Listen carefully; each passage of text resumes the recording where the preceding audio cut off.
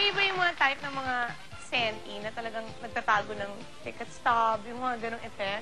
O, ano yung mga items na dinala ninyo na simbolo ng pag-iibigan ninyo?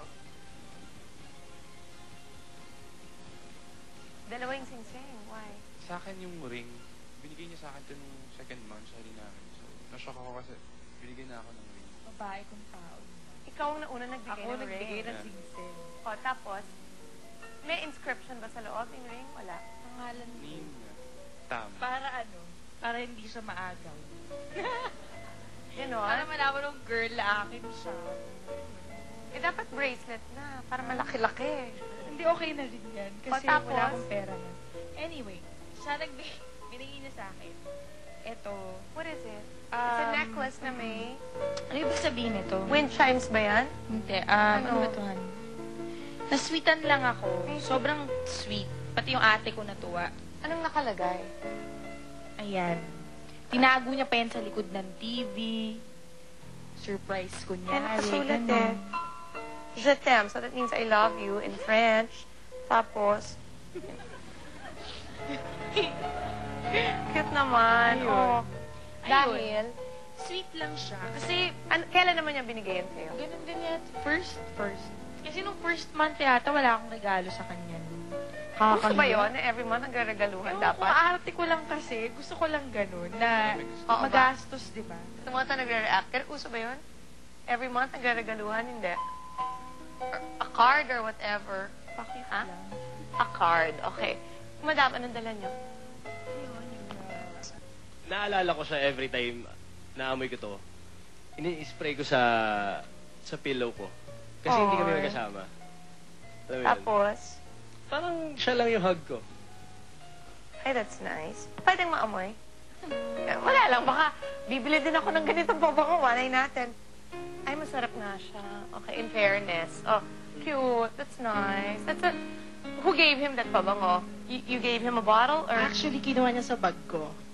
Yung pabango na yan. That's nice. Nagulat na lang ako wala sa bag ko. Yung pala nasa kanya. Ninakaw niya sa bag mo. Exactly. Okay lang. Ginamit niya din. The two are expecting little ones. Kailan? October 13. Ay, October. Yung Libra. ano nila. Oh, sa'yo, kailan? May 31. Oh my God. Victory baby, I hope. I hope so. We'll find out anong mga balak nila. And you already know if it's a boy or girl. Sa pagbabalik yan. Jersey. And of course, thank you very much to Topshop for my blouse today. Topshop sa lahat ng mga Robinson Smalls and also in Glorieta. Okay? Do you know if it's a girl or a boy? It's a girl. Ah, anong name? Chloe. Ay, that's nice. Chloe what? Chloe.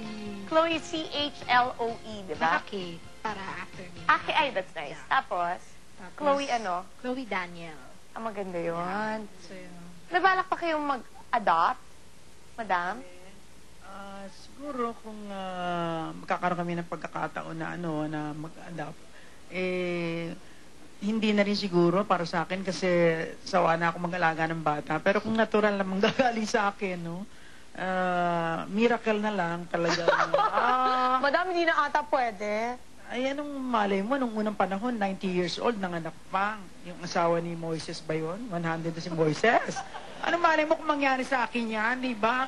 Ikaw talaga pinagdidikdikan mo yung aking edad. Hindi, madam, let's just be honest. Hindi na talaga pwede. Hindi na, dahil kasi... Menopause ka na, madam. Yan na naman. But it's just a question. It's a normal biological fact. Okay naman. Menopause na, pero kailan lang. Pero si Archie naman, kahit daw wala kaming baby, Okay lang sa ako na lang kanya. ang kanyang baby, siya naman ang baby ko. Okay, Matet, when are you expecting? October, sabi mo. October 13. Are you hoping for a girl or a boy? Gusto ko ng boy kasi gusto niya ng boy. Para masaya kami dalawa. May name na kayo? Kung lalaki, Juan Miguel. Para, yung kasi yung dapat yung pangalan niya. So, para matupad, bigyan na lang nun sa baby. Tapos, kung Kung girl, girl, wala pa. Hindi ko pa naiisip. Kailangan special.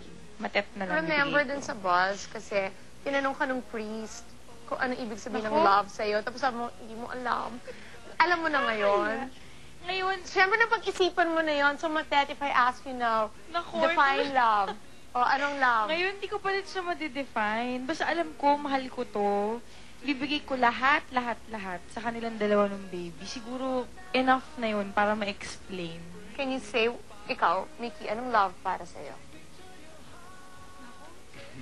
Hirap. Kasi kung definition or yung love para sa akin, What love? Tinanong sa inyo ng pare yun eh. Oh, ano? Anong love? Sige na. sinagot ko nun kasi, yung isang bagay na ibigay mo sa isang tao, unconditional. So yung parang bukal sa kalooban mo, parang ganun.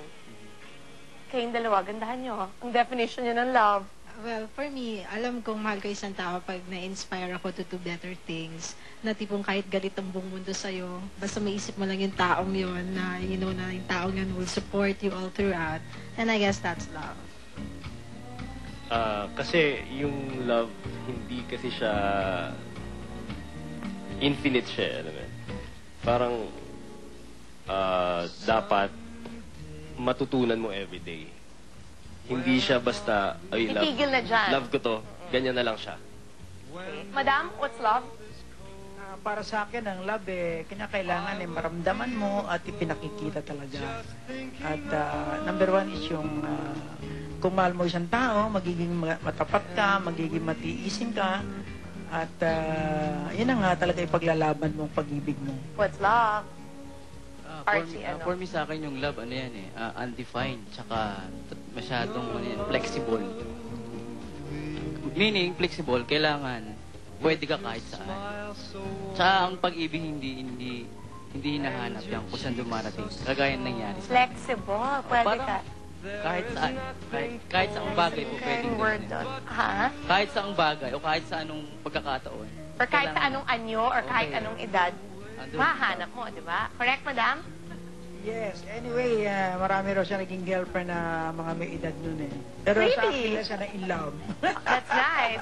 Susubukan natin bumalik. We will try to be back. In case we're not back, we're still live tomorrow. So see you all again dito sa Morning Girls with Chris and Karina.